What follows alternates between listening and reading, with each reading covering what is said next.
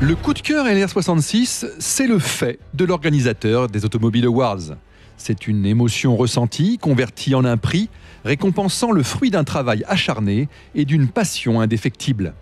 En 2021, la conversion à l'électrique, plus couramment nommée rétrofit, a retenu l'attention et c'est son plus fidèle ambassadeur qui est distingué. Bon, mon cher Stéphane, je suis très honoré qu'on m'ait demandé à moi de te remettre à toi ce coup de cœur des Automobile Awards pour le rétrofit, et ça n'est que justice. Ouais. Écoute, un grand merci François. C'est effectivement un bel honneur qui nous est fait parce que c'est un travail d'équipe. On a bossé depuis quelques années pour ça. Et ça me fait d'autant plus plaisir que c'est toi qui nous le remets.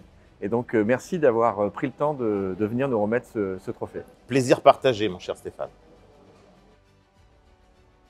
Bon, moi, Stéphane, j'ai été ravi qu'on puisse faire ensemble un épisode de Vintage Mécanique consacré au rétrofit, qui est la spécialité de cette société. Comment toi, tu vois l'avenir du rétrofit dans le domaine de la voiture ancienne, qui pour moi est une des solutions, c'est pas la seule bien sûr, mais c'est une solution intéressante à proposer. Comment tu vois l'avenir à ce niveau-là?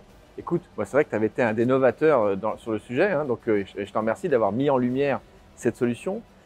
Aujourd'hui, on continuera, nous, à entretenir les véhicules anciens, ça fait partie du patrimoine français, mais on est convaincu que face à la montée réglementaire, face à la nouvelle génération qui arrive, qui est très en demande de nouvelles mobilités, il faut aussi s'adapter et faire évoluer ce patrimoine pour pouvoir le faire continuer à vivre dans le temps. C'est-à-dire que demain, est-ce qu'on veut des voitures musées qui ne sortent pas ou des 2 chevaux, certes, modifiés avec un cœur électrique, mais qui circulent dans Paris ou dans des grandes agglomérations. Et de façon générale, le rétrofit, on pense que c'est une solution d'avenir parce qu'il coche beaucoup des enjeux qui sont régulièrement évoqués aujourd'hui. Hein. C'est de l'économie circulaire. Au lieu de mettre un véhicule à la casse et d'en reconstruire un, eh ben, en le convertissant en électrique, on lui donne une seconde vie.